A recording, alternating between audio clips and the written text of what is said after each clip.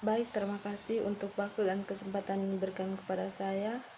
Selamat siang untuk Bapak dosen dan selamat siang juga untuk teman-teman. Perkenalkan, nama saya Maria Gortideo, NIM 1723030013. Saya akan mencoba menganalisis tentang isi buku review yang pertama dengan judul Kritik Media Sosial dan Masyarakat Informasi. Yang pertama, mengenai masyarakat informasi. Dalam buku ini menyajikan kontribusi yang menganalisis dimensi masyarakat media secara kritis.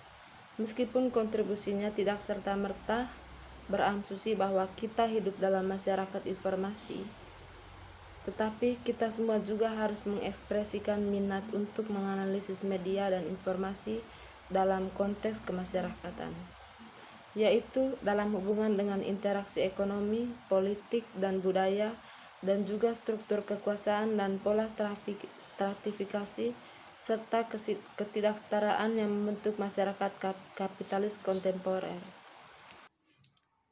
Dan selanjutnya yang bagian pertama tentang studi kritis dari masyarakat informasi. Yang pertama, kritik ekonomi politik, kapitalisme informasi, dan media sosial.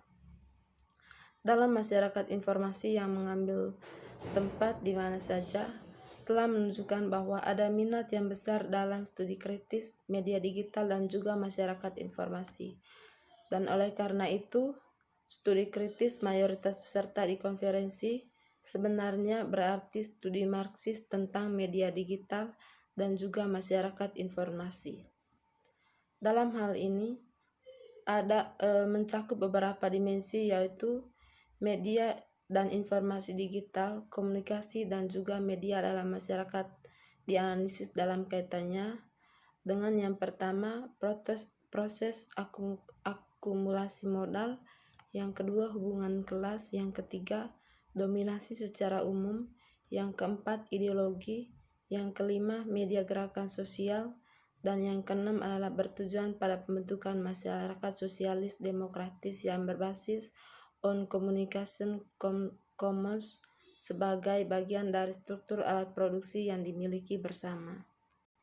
Dan yang selanjutnya adalah tentang masyarakat atau kapitalisme informasi.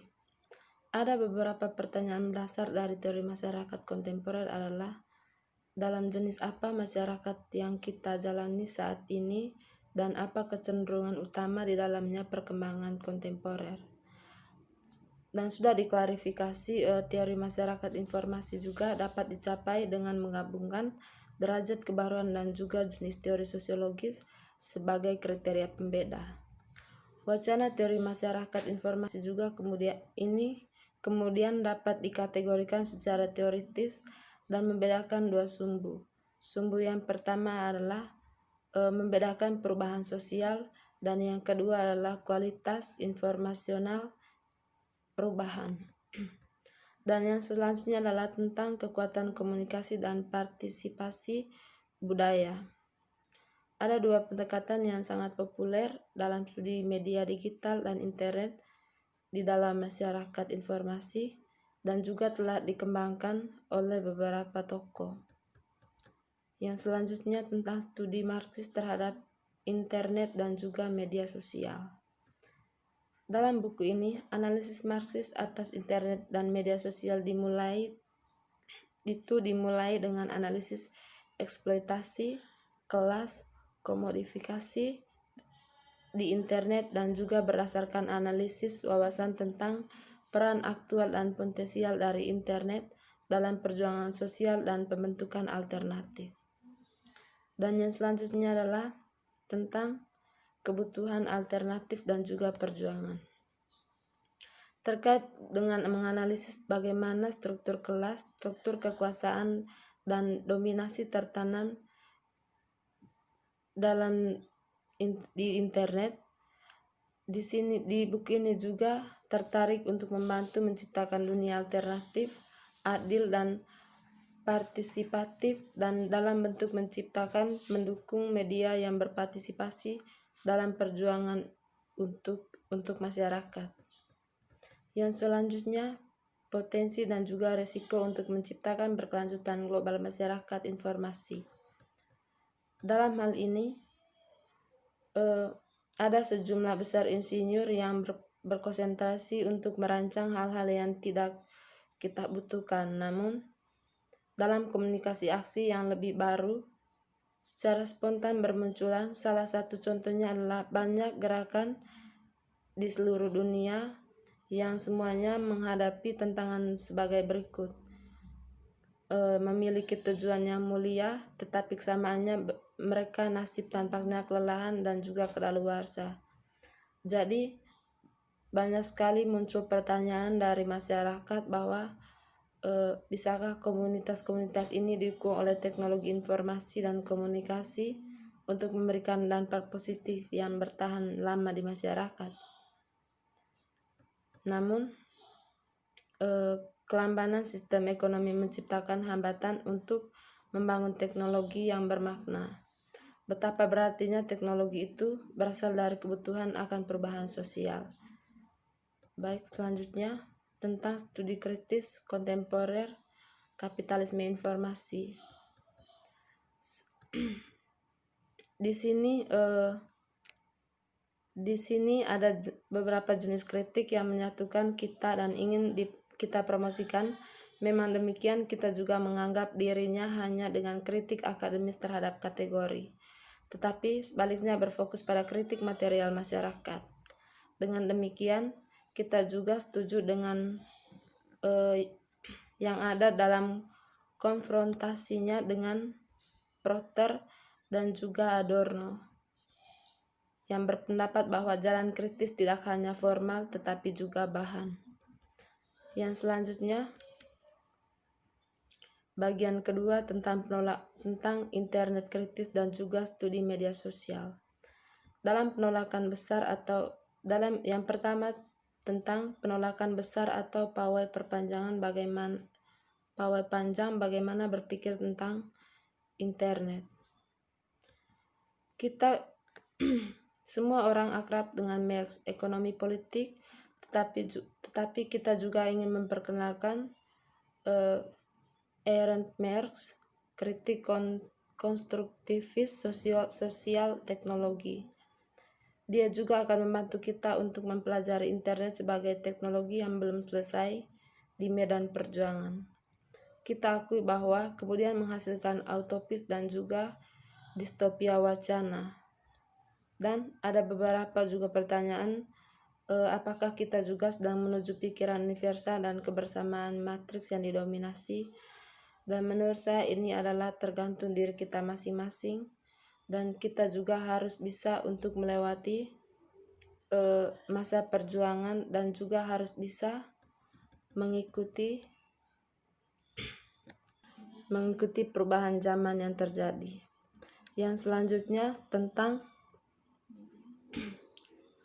memproduksi konsumsi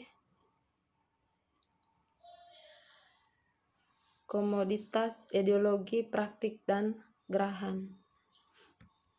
Dalam hal ini, Marx baru-baru ini mengalami juga revolusi besar-besaran, ditutup sebagai usang dengan runtuhnya tembok Berlin. Dia juga sekarang dipandang sebagai orang yang sepenuhnya kontemporer gambar. Namun, di antara komentator kritis dan aktivis, itu adalah desakan Marx bahwa dinamika kapitalisme adalah keduanya global dan mencakup dan tunduk pada kritis endemik yang menghidupkan kembali minat kita masing-masing.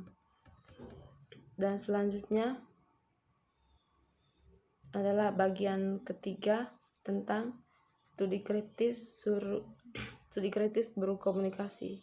Sebagai pilihan karir, jurnalisme lepas telah lama memiliki cape romantis. Itu tidak menjanjikan bos, tapi ada shift kerja dan tidak ada politik kantor kecil. Itu juga bertahan kemungkinan menulis tentang apa yang Anda inginkan dan kapan Anda inginkan. Itu porpes kursis baris depan dalam sejarah dan janji pembayaran besar. Kapan Anda mendapatkan cerita besarnya? Tentu keamanannya kurang. Dalam hal ini kita juga telah memanfaatkan kontribusi mempertanyakan apakah Maersk pernah pergi, tetapi itu tidak penting. Sebagai media dan juga sebagai kita sebagai konsumsi media bahwa diisi dengan laporan anekdotal tentang penampakan aneh dan bahkan orang asing juga. Ketika kapitalisme tampak runtuh, surat kabar yang biasanya kaku menyatakan dengan tujuan utama bahwa Maersk kembali. Dan dalam bab ini juga kita akan berbagi sedikit informasi bahwa kita harus lebih fokus pada jurnalis yang meninggalkan ruang redaksi dan juga dalam beberapa kasus yang meninggalkan jurnalisme untuk mengatasi apakah itu adalah menghadapi kehidupan secara umum atau mengatasi jurnalisme itu sendiri. Dan kita akan membahas masalah tentang bagaimana wanita dan lainnya menggunakan taktik penerbangan untuk bernegosiasi ulang kondisi profesional di bidang jurnalisme. Baik, mungkin itu saja sedikit menganalisis tentang isi buku review 1. Mohon maaf kalau ada salah tingkah laku dan juga kata-kata. Sekian dan terima kasih. Selamat siang.